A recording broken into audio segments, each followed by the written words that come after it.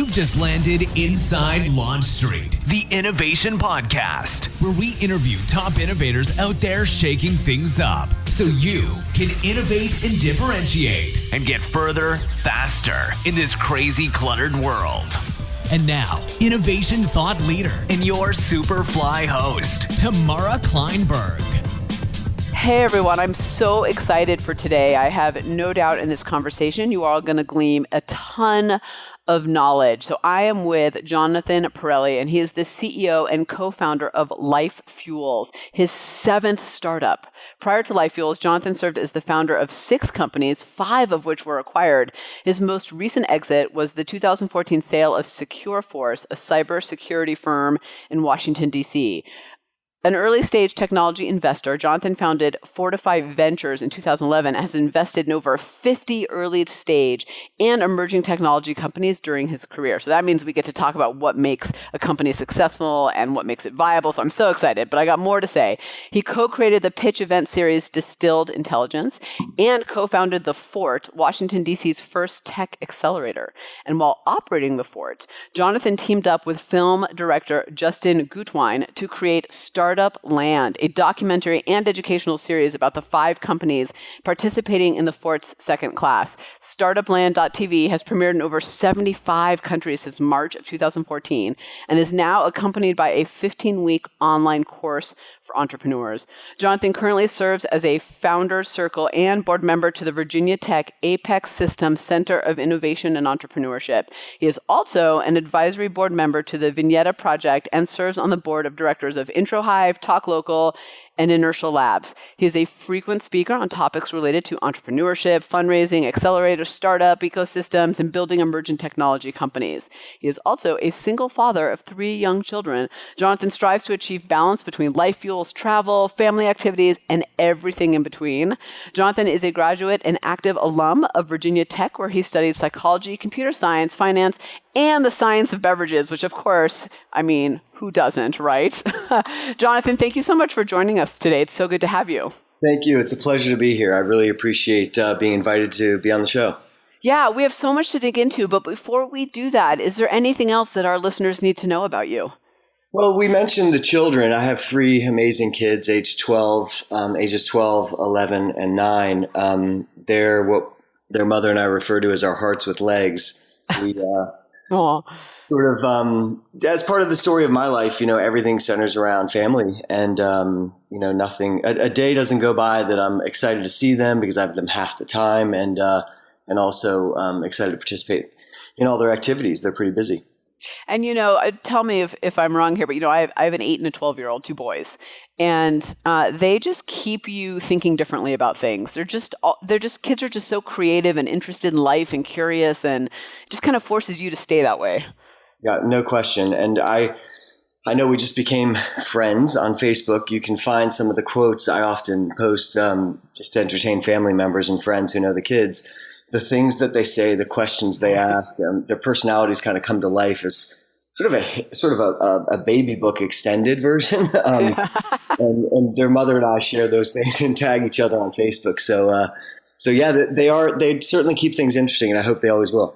Yeah. So let's dig into the work here. So what inspired you to create LifeFuels? And tell us a little bit about it for those of us in the audience who don't know. Yeah, sure. So my inspiration to create the product stemmed from my wife at the time, sort of her struggle with health and nutrition during our 3rd pregnancy. So in 2006, she was pregnant with Charlie, Charlize. We call her Charlie Bear. It's amazing when kids get nicknames based on their personality. She's mostly a teddy bear, but occasionally can pull out the grizzly or the polar bear. And, she was supposed to be taking these gigantic prenatal vitamins every day, but they were a nuisance. And quite frankly, for those that have had to take them, it's tough enough to eat certain things, but to swallow horse pills when you're pregnant is challenging. So it seemed to me that there was a better way to do it, and a more automated way perhaps. So, I came up with the idea of a bottle that would automatically provide sort of personalized doses of nutrients. And at the time, it meant that I mixed vitamin powder. Oxylent was the brand, similar to Emergency, that's gained wider notoriety today.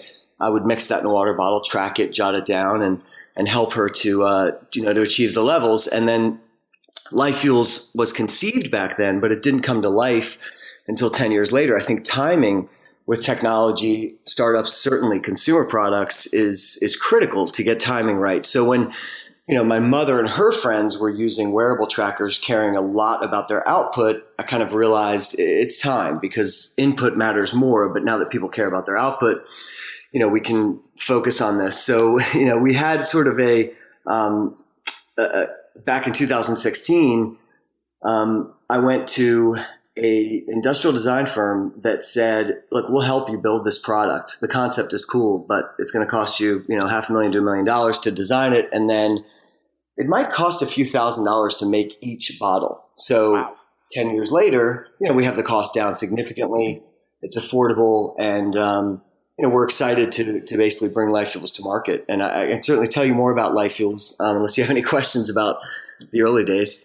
Yeah, actually, I want to dig into something you said, because you said it very quickly, but I actually think it's really important to innovation. You said, timing is everything. And it just brought up this memory for me of when I was living in New York. I lived in New York City for 6 years, and I think it was in 1999 or 2000. I can't remember. I had this brilliant idea. All of our ideas are brilliant, I'm sure, for this online fitness tracker called stayingfit.com. But the challenge I really ran into was that I was way ahead of customer behavior. The consumer was not doing it. So, we weren't online the way we are today. If you think, if you can imagine back to 2000, like the internet, we used it for work, but it wasn't what it is now. So, and you had said, timing is everything. So I just want you to talk a little bit about that, because I do think there's so much importance in that, regardless of what your idea is, of what's happening in the marketplace, what the adoption patterns are, what behavior is as well. So can you dig into that a little bit? Absolutely. I first have to say that in 99, I had a similar idea. It was I got to know Sean Parker because we worked together.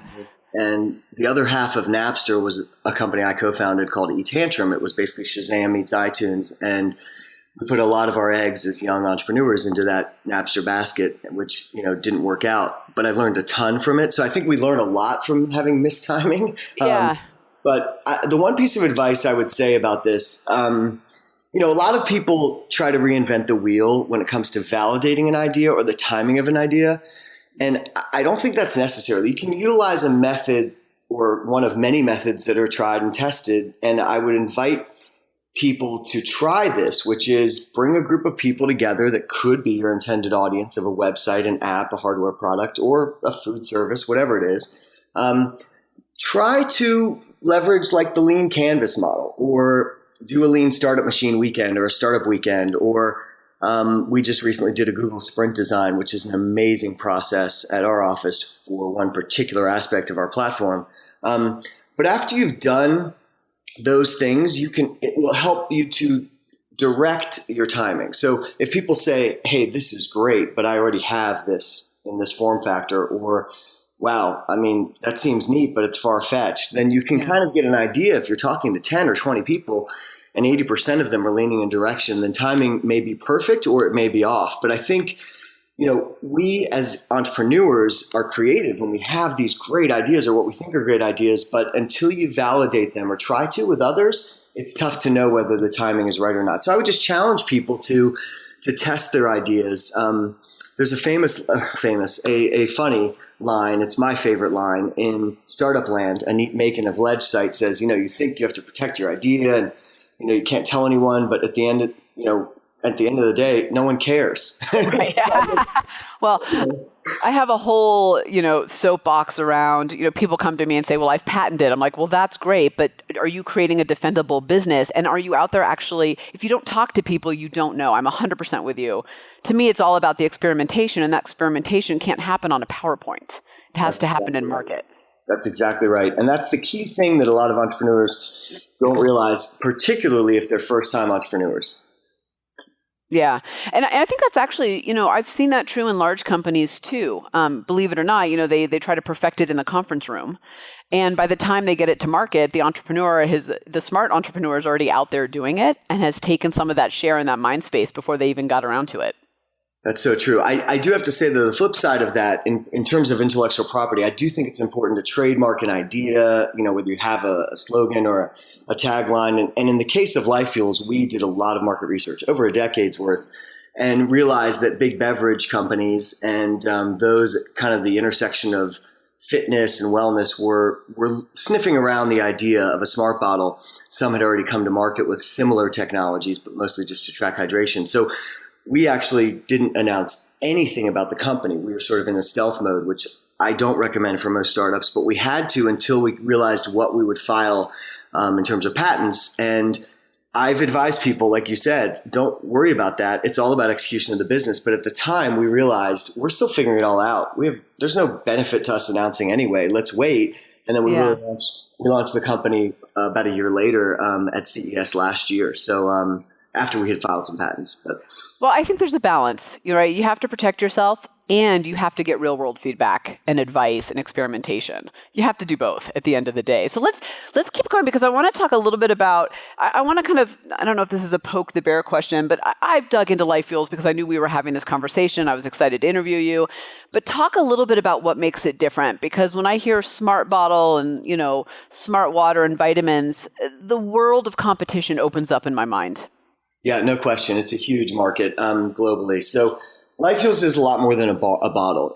Think of it as a platform that provides personalized beverages on the go. Users can make those beverages using what we call fuel pods. So they're multi-serving pods that dispense vitamins, energy drinks, pre-workout fuel, post-workout hydration, beverages to help you sleep, focus.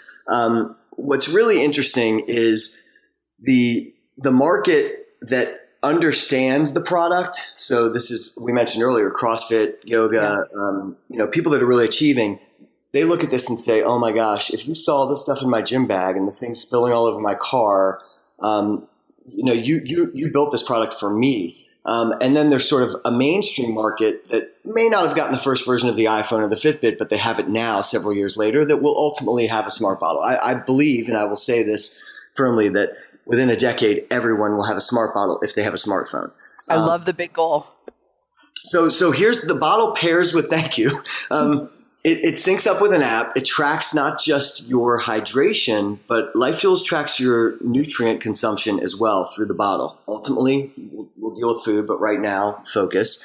For a person with ADD, it's very important to focus. So, we have a ton of ideas of other products and they're on the roadmap, but right now it's about launching and getting the bottle to market. And for those that utilize wearable activity trackers, we integrate with Apple Watch, Fitbit, Misfit, Mio, and others so that the body receives what you need when you need it based on climate, activity, altitude. If you're traveling to a humid area and you're running longer than you normally do, the bottle will dispense electrolytes and tell you why you need them. And the app also serves as one of two places to discover and purchase our fuel pods. So the first one is the app. The second one, of course, will be the website. But that's LifeFuels in a nutshell. So it sounds to me like, and correct me if I'm wrong, but it's coming from the consumer perspective, like you're kind of solving two problems for me. One is my lack of ability to actually take pills every day, vitamins, even though they're sitting on my counter and I know I should. And the second part is really, and we talked about this offline, I'm part of that, CrossFit group of I eat for performance, and it's all about performance and, getting to that level. But also you're changing the behavior around how we get what we need and actually being right about what we need, for lack of a better way to say it. Sometimes I think we take these things, but we don't really know what we need. That is a very good point. So in the future, imagine a day when you can submit your blood test results that show you may be deficient in some things like iron or vitamin D, or many of us are deficient in. And imagine a customized fuel pod that is sent to you that you consume based on the flavor that you like and what your body needs at all times. That's the vision, and that's where we're going. Ultimately, fuel pods will dispense over-the-counter medicines as well, and pharmaceuticals. Why not? Why not? Yeah. Why not also other things that you may want to? There's sort of like occasions throughout the day where we have anywhere from 4 to 6 beverages we consume. For many people, it's tea and coffee in the morning, hopefully water and then tea and coffee, and then maybe in the evening, there are other beverages, and our fuel pods come in a 1-ounce form factor. So imagine if you were a large spirits company, you would have probably already reached out to LifeFuels to say, when will alcohol be in these fuel pods? It's not something we'll be doing today, nor is it the ethos of the company to create more like party fuels than life fuels. But I think down the road, it will be inevitable that we'll get there. So I have to say, for the innovators out there listening, whether you're in a large company or you're an entrepreneur, really pay attention to what LifeFuels and what Jonathon is doing here, because it's not just about solving a problem. I think that's not enough in today's marketplace. What you guys are really doing is creating a new behavior, a new way for us to do something that we need to do. And that's what I think makes lasting innovation and what makes a product. One of the things I think that makes a product successful in the marketplace. And one of the reasons I wanted to talk to you, because, you can give me an alternative to what I'm already doing, or you can give me a new, better way to actually not just, not a better vitamin, but a better way to get those vitamins too.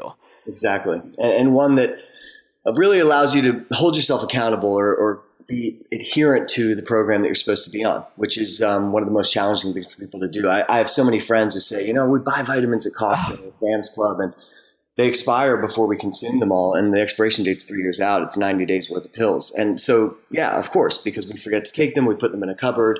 Our goal is to help people live healthier, happier, longer lives. And you'll have more energy throughout the day when you are aware of what your body needs, consuming and delivering it to your body. There's a physiological component that goes into this. And I think people will perform better as a result of using our product. And we are all die hard about it because we believe and agree and are doing it ourselves now. Nice. Well, so let's flip it a little bit. What were some of the biggest obstacles you faced in pursuing LifeFuels? Well, so, I think there have been a lot more oh shit moments than sort of aha moments. We found a lot of problems along the way. So one of the interesting things is through the Google Design Sprint process, which we just did last week, we found problems we didn't know existed, and then solutions were created, subsequently during the week and after to those problems. Sometimes if you don't know the obstacles you face are there, then that can really tank your business. It's like an iceberg ahead. So we originally had hoped to bring the bottle to market in 2016. And if you look at sort of LifeFuels plus CES, you'll see the prototype bottle that was multicolored and had a screen on it.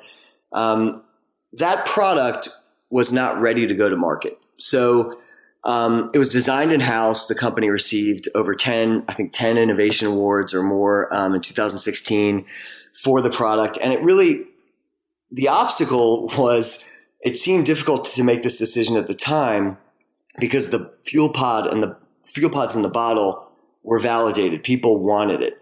But the decision I had to make, and the sort of obstacle that was before me, was actually killing that bottle. Not bringing it to market. That was one of the toughest decisions as CEO I've had to make because a lot went into it in terms of money and resources and time and vision. But the second best decision that we made at LifeFuels, my co-founder Rob Lawson-Shanks, who's also CTO, and I made was at CES. And it's interesting, if I can just share this story. It sounds like a joke, but we were at the front of the booth. Talk about serendipity. It was the only time that Rob and I had been at the front of the booth the entire week of CES. We were in meetings with beverage companies and healthcare partners and wearable companies. But we were at the front of the booth, and these four gentlemen walked up, and they basically, it's two Brits, an Irishman, and a Scot walked into our booth. And this is a true story. And they said, hey, congratulations. We read about you guys on your awards, your innovation awards.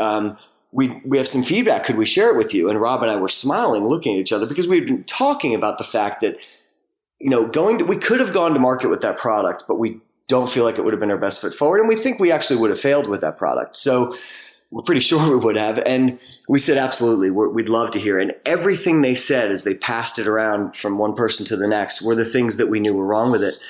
And I think the second best decision we made was partnering with that firm. It's DCA Design. They're in the UK. They've been around 50 years. And the piece that we were not best at, we're great at technology, software and hardware, but the piece that they're amazing at is consumer products. So they've done more work with dispensing of aerosols, liquids, medicines like Flonase, EpiPens, and others, insulin injectors, than any company we could find. And it was that piece to help us with the precise measurement and dispensing that we really needed. And they also have an incredible partner to us. So the biggest obstacle we faced was sort of solved because we ran into a group that we are now partnered with. So let me ask you a question about killing it, because a friend and an entrepreneur that I admire, I don't know if you've heard of him, Steven Sashen, he founded Zero Shoes, so a shoe company based on barefoot running concept. And he's been on Shark Tank and has an incredibly successful business. And I was interviewing him a while back, and one of the things he said to me was, people often entrepreneur themselves into the ground. And I think the willingness to kill your baby is really hard and really important. So will you talk a little bit about your mental process for, how that was for you, and then kind of what it felt like on the other side? Because I do think it is something that we are, as entrepreneurs, and particularly if we're, kind of pushing the boundaries of innovation, it's so hard yet so important. Yeah, sure. So no, that's so true. I think the way that my mind works is I just can see sort of the steps, especially with something I've been thinking about for a decade. I can see the steps and understand sort of the scenarios that could play out. And I tried to play out dozens of scenarios with that product. And the issues we were having, and some of our brand ambassadors and partners that were, holding and using the bottle were having, were issues that they were accepting of the fact that this was really a prototype. They loved the fact that it was there and they could dispense from it. And wow, I can touch my phone, press a button on my phone. The bottle is 3 feet away on a table and I can see it, dispense liquid. And it's delicious and everything works. Well, that was great. But what I realized was the average consumer really needs something very different. They need simple, convenient. They need it to be economical, healthy, and it has to be great for the environment. So when you decide to take innovation to the next level, you also have to realize, I think, and many entrepreneurs have a hard time with this, I know because I've invested in a lot of them, and I support many in conversation and sitting down strategically. They forget that innovation can exist with the help of others. You don't have to do it all yourself. And so when we decided to partner with DCA, we opened up a whole new world to a firm that's been around 50 years solving similar problems for the biggest consumer products brands in the world. So I think that, I'm not sure that I'm answering directly. I think that innovation means a lot of things to a lot of people, but you get into a lot of trouble if it only means one thing to you without a team, without people who have experience in that space. It's why advisors and mentors and investors in companies should have the experience that's, sometimes priceless for entrepreneurs to be able to tap into. Yeah, that's really well said. I mean, there isn't one right way to do it. And more than likely, the stronger ideas come out of collaboration. Absolutely. Yeah. No, I think that does answer. I mean, I just think killing it is hard, and we know it in the back of our minds, like this is not going to work, whatever it is, and we have to move forward. So I want to ask you another question though about LifeFuel, because it's a really new to the world concept on one hand, yet on the other hand, it is very basic and fundamental, right? It's water, it's vitamins, it's a bottle, type structure that we understand. And one of the things I see with these type of things is there can sometimes be a really long learning curve for customers. You have to educate them. You've got to get them a lot of work to get from, point A to point Z where you're trying to take them. And often having an anchor or a handle, something that people can go, oh, that part's familiar to me while that part is new to me. How have you, with LifeFuel, how have you overcome that learning curve or worked to educate your market? That's an amazing question. So 2-part answer, I think. The first is the market is being educated for us in many ways on behalf of other products that already exist that are doing a couple of things. One, tracking hydration. So there are a dozen products out there that can help you to be hydrated throughout the day, and they're connected to apps or they're not, but that's great. So they're educating the market. People are buying them. The other thing is water bottles used to just be free or cost a few dollars, but we're very fortunate that Swell and other companies are teaching people to spend $50, or in the case of Yeti, $100 for a water bottle. So people are becoming accustomed to that. The second part, which is directly related to LifeFuels, is that the prototype had 2 buttons, a screen, and sort of, it was a prototype. It was done internally. It was a little complicated. The new product, and we've heard this from one of the largest tech companies in the world that we hope to partner with by the end of the year, looked at it and said, wow, that looks like an iPhone. There's one button and it's clearly a top and I clearly drink out of it. And let me look at the bottom. Oh, wow, there's 3 things that look like Nespresso or Keurig pods in there.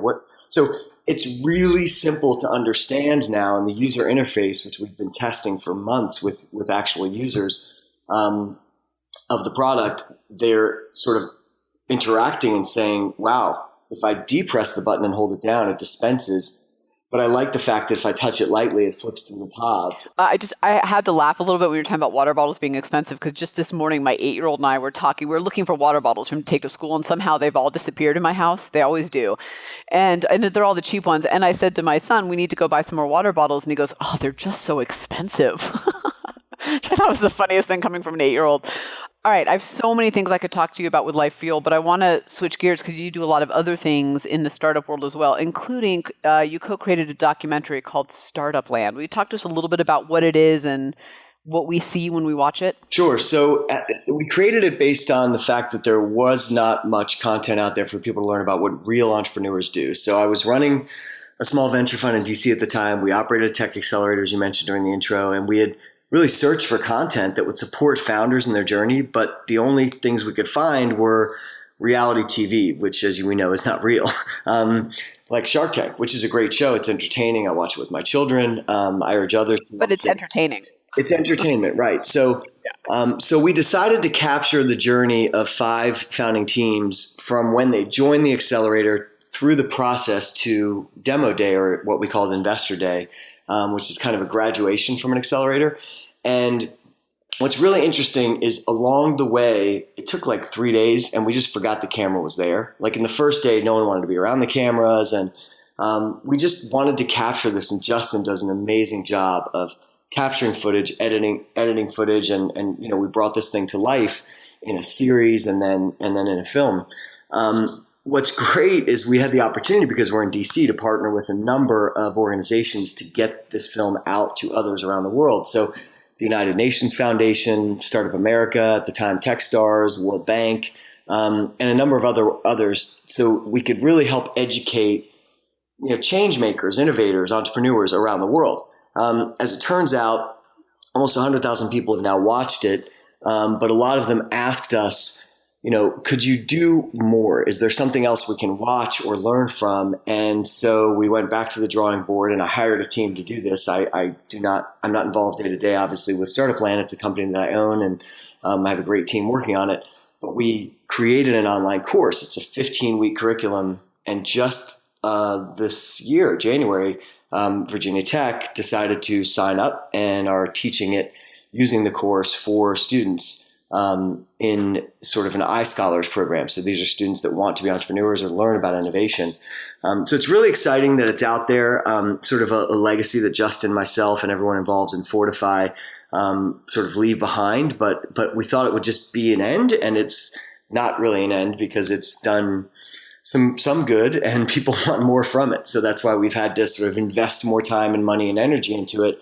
To bring the online course to life, but really excited about that and everything that it offers, and hopefully, what it ultimately becomes.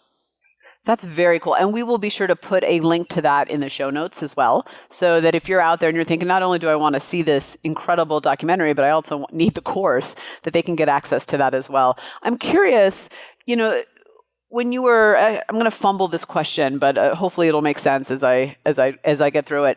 When you were living it day to day and the cameras are on, right? That's one thing. Was there anything after the editing, after it was produced, after watching it, that made you go, God, I didn't realize that lesson was coming out at that moment, or I didn't know that was happening, that pattern existed, until you had that hindsight?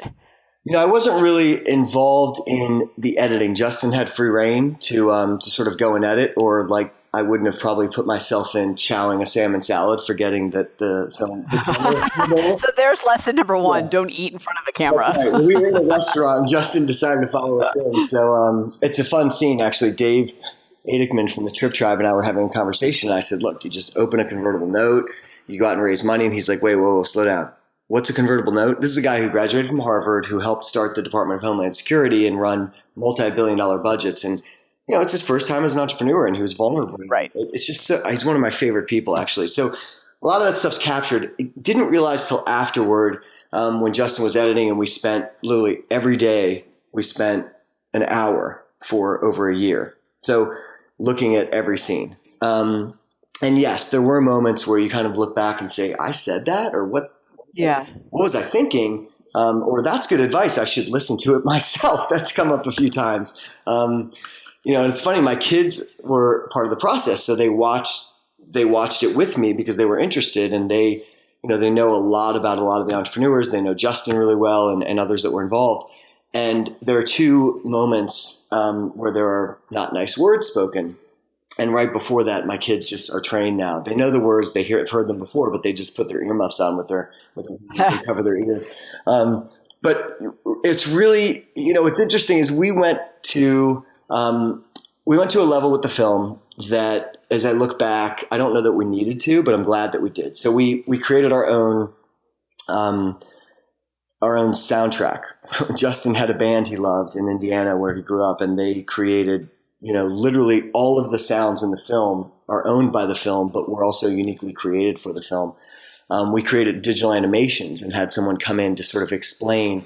People don't always understand what a capitalization table is. And a capitalization table is sort of the breakdown of who owns what stock options, convertible notes, how investors become owners in a company. When it goes public, it's still called a capitalization table. And, Michael Chasen, who founded Blackboard and is now running his second company since then, Blackboard was acquired for over $1 billion.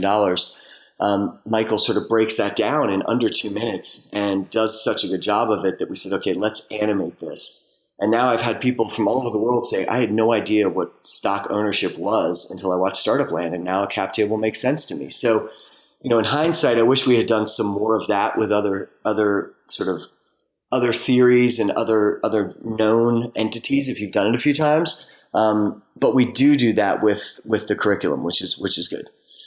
Well, it sounds like one of the lessons that came out of it that maybe you didn't know as you were living it is all of these acronyms and language and things that when you're new to the startup world, you have no idea what they are. And you're embarrassed to ask because you should know. At least that's how you feel. So it's great that kind of came out of in Startupland as well as the curriculum to back that up. So let's take it to more of a personal level, I guess.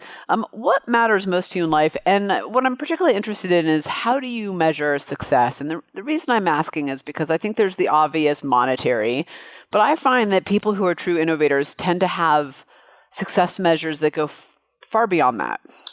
Yeah, sure. So, I really believe what matters in life most, and my parents instilled this in my brothers and I, family first, health second, happiness. Maybe you can interchange happiness and health. I actually love exceptional cuisine, art that inspires. I'm a big fan of travel. But I measure success lately probably based on how many hours of sleep I'm getting. So important. Yeah. And I'm serious about that. I mean, one of the things that I still wear a Fitbit for, in addition to many other products, we love Garmin, I'm using Apple Watch, is because I do believe it tracks sleep very well, and my children have them. So we kind of compare and contrast. And if we have a rough day, we say, well, we went to bed a little too late. Or we're hangry. It's one of the two. So hangry. That happens a lot in my house. Yeah, of course. But, I think from a young age, I've measured success mostly based on freedom. I've never really cared about the gold tokens. I was worth more than my parents in my 20s and didn't even realize it till my 30s. I don't really care about that as much. My ex-wife is now worth a lot more than I am because I keep diving my shekels back into startups. Yeah. But to me, I think success really is based on freedom. And to me, entrepreneurship is really a form of freedom. But the flip side of that, that's kind of crazy, is I think only people that have operated a company or an entity, they've run an organization of some kind that they founded, it's sort of an odd phenomenon where you find yourself imprisoned in a way inside the madness and the challenges of what you created. So you create your own company or your own organization, but at times you feel trapped. It's kind of nuts. And I've seen that many times. So I think, measuring success to me has to be twofold. There's my personal life, which is much more important and has to do with all those loved ones that I cherish. And then sort of this business side, which has many facets, that, I need to make sure I don't imprison myself, but I've seen others do that, and it's frightening at times. It's interesting that you mentioned that, because we've had just accelerated growth this year. We laid a lot of foundation last year, and it's really paying off. And on one hand, I'm extremely excited about it. On the other hand, some days I wake up and I'm like, oh my God, I have no freedom, and I have to work through my own little mental game of what success means and what I'm looking to accomplish and how I'm going to balance it all. But it's a very funny, I think the way you said it is absolutely right. I never thought of it that way, but it's this funny balance between trying to achieve the things you want to achieve, and then when you get them, feeling, like you said, a little bit confined by them at the same time. Yeah, it's a very interesting phenomenon. And I think one of the things that's really important, and it's sort of a piece of advice if I would give to any entrepreneur. People say it's lonely at the top, sort of as this statement. It's a badge of honor or courage or something you just have to get through. But I think it's really unhealthy, and there are a lot of mental health issues associated with that. And there have been suicides widely known of acclaimed entrepreneurs because they just can't put up with it anymore. And it's terribly sad. It's sad in any industry or in any way. But I think that having a peer group, and there are many of them. Some of them are free. Some of them are expensive. There's YPO, EO, Vistage. In DC, we have NetCedo, and Maverick is one that I've been a member of. And we just started a new one, a CPG one. We're meeting for the first time this month, focused on consumer packaged goods. I think having a team that you can just vent with, and it's all confidential, and you get together monthly, and you have people that are going through similar things. Do that together. I think that has helped others I've known sort of escape that feeling of being imprisoned, because they're able to, maybe be imprisoned together. I don't know. It certainly helped. Well, I do think that when you're kind of in those places, when you're trying to, let me back up. When you have a colleagues to share with, sometimes just getting it off your chest is all you need. And then you realize, hey, wait, this isn't so bad. This is really great. You just need to work through it mentally sometimes. So what do you do for inspiration when you feel stuck in a rut or, just not as motivated? Yeah. So I call my mom. If ever I need to get really unstuck, I call my dad. So mom is inspiration and words of wisdom. She sort of has ingrained in me this Charles Swindoll poem of attitude, and I just try every day to live by that. Attitude is everything, and I teach my kids that. Their mother believes that as well. But if I'm stuck in a weird situation, I call my best friend, my dad, or my brothers. And, sometimes what's really odd, my brother Mark and I are really close. We've had a few companies together. In fact, I started Secure Force. I ran it for several years, and then he ran it for the last few. But when I'm having a rough time, there's this really weird thing that happens. I call him, and I end up making him laugh, like belly laugh where he gets an ab workout. And that relieves my stress. So I don't know how that happened. I just sort of realized that the other day. And I'm really fortunate to have just an incredible family and incredibly supportive friends. And in my current trajectory with LifeFuels, incredibly supportive investors. So, inspiration from mom, unstuck from dad and others. But yeah, that's kind of how it rolls for me. I love it. There is something, I do that to my sister. I make her laugh, and it just, I don't know, there's something about it that makes me laugh in return. But so, you had said in the beginning that you're divorced, you're a single father of 3 young children. How does that impact your life as an entrepreneur and your role as a parent too? Because, both of those are all consuming in a lot of ways. Yeah, no question. So, my ex-wife and I made a conscious decision to do what was best for the kids years ago, and we did something called nesting. We had the plan to be in a house for 1 year where we would slowly transition the kids to, mom's not there the next morning, and then, we're all there at night, and the next morning dad's not there. And we'd have a few different places, the house they live in, and then 2 other places to go to. Long story short, we did that for 3 years. And while we're going through a separation and divorce, so we, as a result, became good friends, which is what we were when we first met. And she's now, she's the greatest ex-wife I'll ever have, the only one I've had, but she is one of my close friends, actually. We travel together by choice. We've remained a family in a weird way, like her mom and I are close. She vacations with my parents at their home on occasion. So while it's kind of strange to people, it's not normal, certainly. It's uniquely wonderful for us. And if it weren't for our friendship, I would never be able to do what I do as an entrepreneur. There's no question. She's incredibly flexible. She's an attorney who, has offices in a couple locations, but sometimes works from home. So she's mostly on bus duty in the afternoons. And if she needs to travel, I support her. We just have a really good situation. We intentionally live in the same neighborhood. And we're both incredibly actively involved in the lives of all 3 of our kids. So, don't get me wrong, it's really hard. I'm not saying that, it's just la-di-da. It's hard as hell, actually, being a single parent. There are days I would pull all of my hair out if I had any, but I don't. But the bottom line is that even though the company is really important, we do put family first, and we help each other to do that. So it's a flexible, supportive kind of, great situation. And then at work is a family too. I'm very fortunate to have a team that, and really an empowering culture at LifeFuels that just works really well. And they're all aware of my situation as I am theirs. Those others that have children. Yesterday we had someone really important meeting. Someone's kid was sick. We postponed the meeting. It's just life takes precedence, especially when it's family. Well, and what I hear you say, and what I 100% agree with, and people listening really need to take this to heart, is it takes a village in work and in personal life, and you got to get that support network around you to make it all work, because there's a lot to do on both sides, and you both need your time and attention, but you need the network to help you keep going. So, what's one piece of advice for people out there trying to shake things up?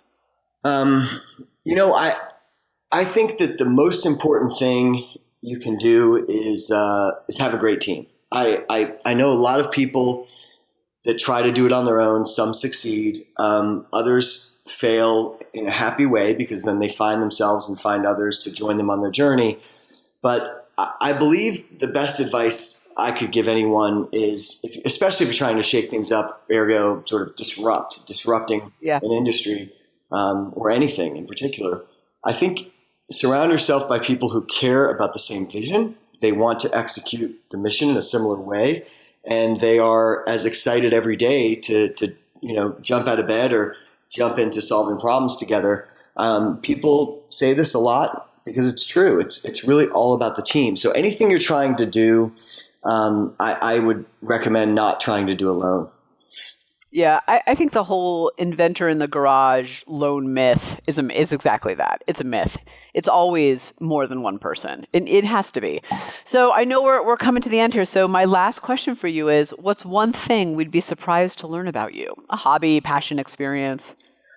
An experience. I once rode a pretty crappy motorcycle in the Himalayas on what was really the most dangerous roads I've ever seen or ever been on. And it was before my brother and I did this with a few other people. 8 of us signed up for the trip. 5 of us got on the motorcycles. 3 of us finished. So one of the bikes went off a cliff. Another person just gave up because he had 3 kids at home. It was much more treacherous than we thought. And quite honestly, I didn't want to, once we got on the bikes and I saw the roads, I was in my mid-20s, but I told my brother, I said, I'm not doing this. This is like a death wish. And I'm really glad that I did. As glad that I finished the trip, but it was a few weeks on these old 500cc bullets, these Enfields that were like 50-year-old frames. We should have been on much better bikes, but the experience of traveling through and seeing a part of the world, Tibet, Sikkim, Darjeeling, Gangtok, Siliguri, this whole area nestled between India and Nepal and Tibet was pretty amazing. I just love to travel, so I think I don't know if that's surprising, but that's one of my experiences. I'm not, surprising as shocking more so. Like, what? You did what? That's awesome. Jonathon, thank you so much for joining us today. I know we kind of went over what I was intending time-wise for our discussion, but I think there's a lot of great gems of insight in your wisdom and your experience. So thank you for sharing it with us. Thank you. It's been a pleasure. Thanks for hanging out with us inside Launch Street. When you're ready to take your game to the next level, join the thousands of others that are upping their innovation edge on GoToLaunchStreet.com, the top online education resource and community platform for innovators looking to use innovation to get measurable results. Go to LaunchStreet.com.